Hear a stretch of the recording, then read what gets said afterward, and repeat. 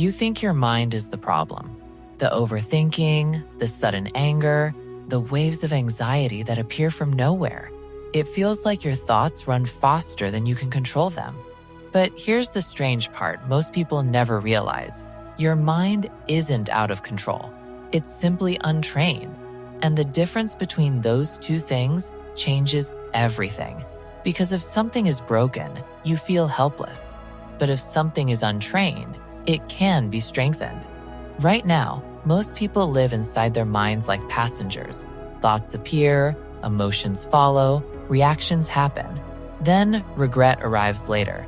You replay conversations, you wish you stayed calm, you wish you didn't react the way you did. It feels like your emotions hijack you before you even notice. But the mind doesn't actually work that way. There is always a small moment, almost invisible, between a trigger and your reaction. A message, a memory, a tone of voice, a small disappointment. In that instant, your brain sends an emotional signal: anger, fear, embarrassment, rejection. And most people believe that signal is a command, but it's not. It's information.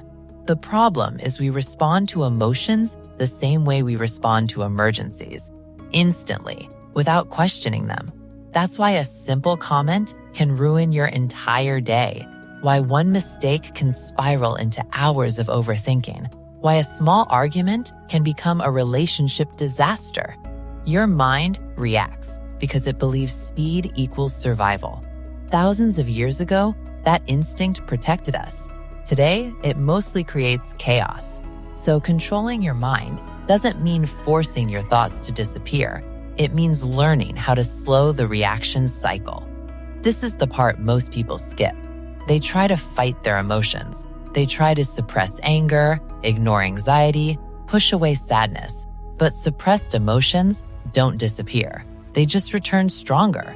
Real control works differently. It begins with noticing, not fixing, not judging, just noticing. The moment you say internally, "Something in me just reacted," you step out of the reaction. And when you step out of the reaction, your brain shifts from emotional mode to awareness. Awareness is slower, calmer, more deliberate. That shift alone can stop reactions that once felt automatic. But awareness by itself isn't enough, because emotions still carry energy. If that energy stays trapped in your body, it pushes you to act. That's why your heart races, your breathing tightens, your muscles tense. Your body prepares for conflict when there is no real danger. And here's the strange trick your brain doesn't expect. If you calm your body first, your mind follows. Slow breathing signals safety. Relaxed muscles signal control. Stillness signals stability. Your brain reads those signals and adjusts your emotional intensity. Most people try to calm their mind by thinking, but the mind rarely listens to thoughts when emotions are loud. The body is the shortcut. Once your body slows, your mind becomes clearer. And when your mind is clear, something powerful happens. You get choice. Choice is the real definition of emotional control. Not the absence of feelings, but the ability to decide what happens next. You can feel anger without attacking someone. You can feel fear without avoiding action. You can feel hurt without turning it into resentment. That level of control looks simple from the outside, but inside, it changes your entire life. Arguments become conversations. Pressure becomes focus. Conflict becomes clarity. And people notice the difference. Calm people are rare. In a world where everyone reacts instantly, the person who pauses feels powerful. But there is one deeper layer most people miss. Your mind doesn't become calm because you control emotions once. It becomes calm because you practice it repeatedly. Each time you pause before reacting, your brain rewires slightly.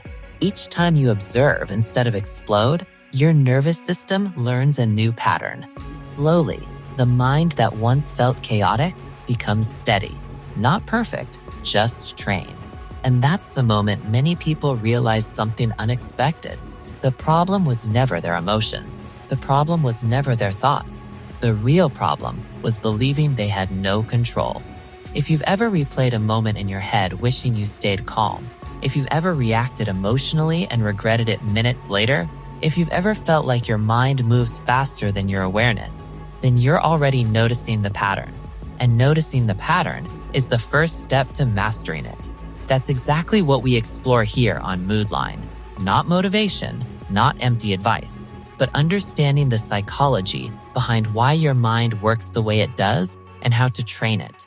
Because when you understand your mind, you stop fighting it, you guide it. And when you guide your mind, your emotions stop controlling your life. They start informing it. And once that shift happens, something surprising appears. The same mind that once overwhelmed you becomes the tool that steadies everything.